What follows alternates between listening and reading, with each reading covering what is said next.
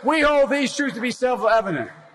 All men and women created by you know the thing. The Me Too movement has forced a cultural reckoning around the issue of sexual violence and harassment against women in America. No man has a right to raise a hand to a woman in anger. And so we have to just change the culture, period, and keep punching at it and punching at it and punching at it. Very poor choice of words. We have this notion that somehow if you're poor, you cannot do it. Poor kids are just as bright and just as talented as white kids, wealthy kids, black kids, Asian kids. No, I really mean it, but think how we think about it. And why should the voters believe that you can win the national election? I was a Democratic caucus. You ever been to a caucus?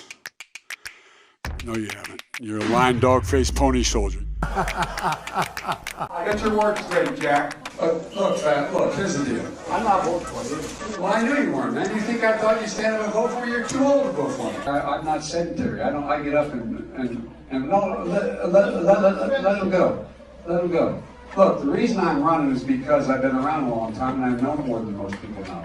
And I can get things done. That's why I'm running. And you want to check my shape on, let's do push-ups together here, man. Let's run. Let's do whatever you want to do. Let's take the T-shirt. But the Taoiseach knows a lot about it. His mom lived in Long Island for 10 years or so. God rest her soul. And although your mom's still alive as your dad passed. God bless her soul. I got to get this straight. Play the radio. Make sure make sure you have the record player on at night. Corn Pop was a bad dude, and he ran a bunch of bad boys. And and back in those days, to show how things have changed, one of the things you had to use, if you used pomade in your hair, you had to wear a bathing cap. And he cut off a 6-foot length of chain. He folded up, he said, you walk out with that chain.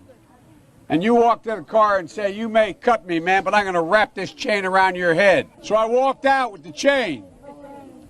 And I walked up to my car. And they in those days, used to remember the straight razor. You'd bang them on the curb, get them rusty, put them in the rain barrel, get them rusty. And it get hot. I got hairy legs that turn, blonde in the sun. And the kids used to come up and reach in the pool and rub my leg down so it was straight, and then watch the hair come back up again.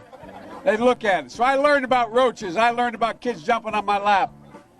And I've loved kids jumping on my lap. I mean, whatever happened to that old conservative discipline about paying for what you spend? I'm up for re-election this year, and I'm going to remind everybody what I did at home, which is going to cost me politically.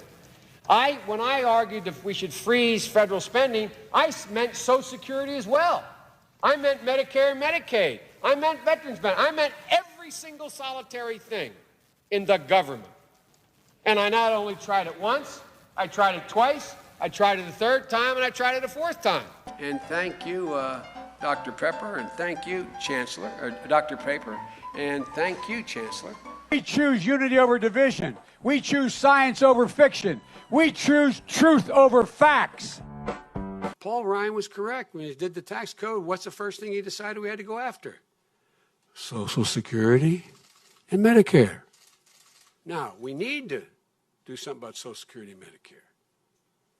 That's the only way you can find room to pay for it.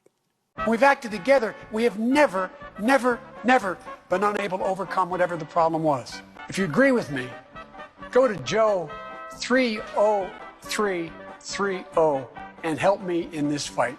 Thank you very much.